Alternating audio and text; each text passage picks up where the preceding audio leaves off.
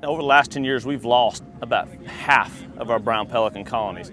And that's significant because what we know about brown pelicans is traditionally they return to the same location to nest. So as those islands deteriorate and fragment and disappear, that nesting habitat is gone. Those birds, they try to return to that spot and it's gone. Queen Bess Island is one of the largest pelican nesting areas in the state. It was home to the reintroduction of the pelican in the 1960s and 70s and became a crucial breeding ground for the species.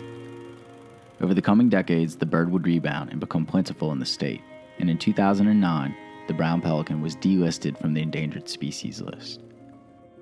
A year later, the 2010 Deepwater Horizon oil spill would affect the birds in islands like Queen Bess. Barataria Bay was one of the bullseye. This island was one of the bullseyes. Not only the birds on this island were old, but the habitat on here was old as well. The oil encircled this entire island. I can remember paddling in a pirogue in some of the lagoons trying to capture some of those old birds and pull them in without disturbing the entire colony.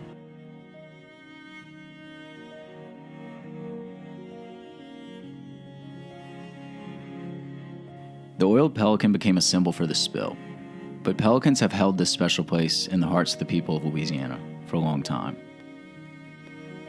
It's one of the first birds you learn about, the state bird. It's on our flag, a symbol of charity and maternal nature to its young. Its characteristics are prehistoric. Its pouch incredibly large, useful, intriguing. Its abilities to hover just over the water, gliding along, or better yet, their acrobatic moments just before they dive into the water.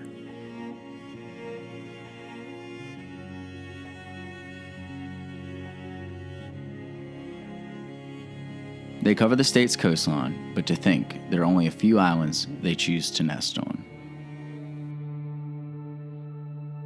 The island had received restorative efforts in the 90s, but by 2019, Queen Bess Island was primarily underwater and only providing 5 acres of usable nesting habitat.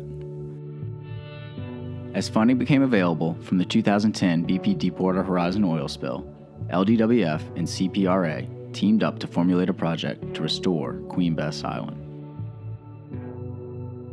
CPRA, the Coastal Protection Restoration Authority, is the state agency leading the coastal restoration, hurricane protection, and community resiliency efforts in the state.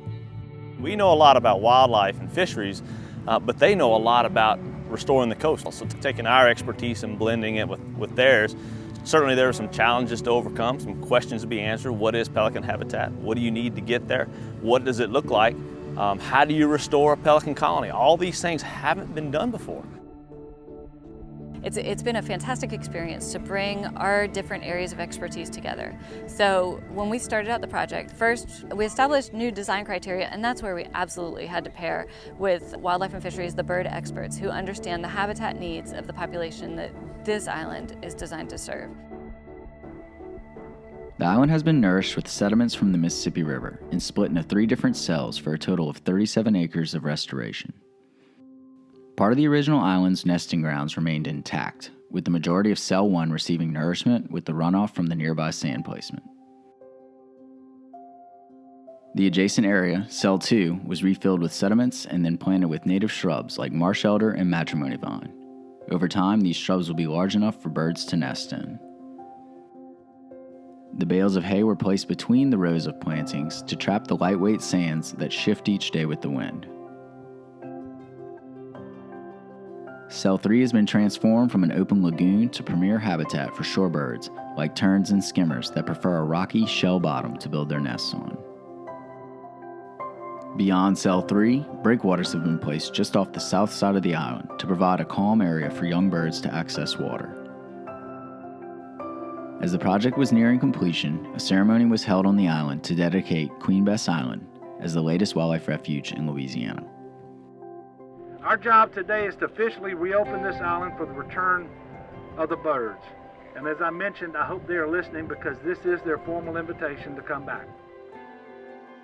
The symbolic sticks would hopefully be used as nesting material when the pelicans returned. Today we're standing on about 37 acres of land. So you can see we're going to have a lot of room for a lot of pelicans to be able to come here and call this their home. With the dedication over, the real test for the Queen Bess Restoration Project was ahead. would the birds return? On a day in March, Katie Freer and Todd Baker would visit the island to see if pelicans had returned. It's like there's one bush, and they look like they're trying to get on one bush. It's like... Once on the island, the team moved closer to cell 1 to take a look at pelicans. With material in the beaks of many birds, it was an indication that nest building was taking place.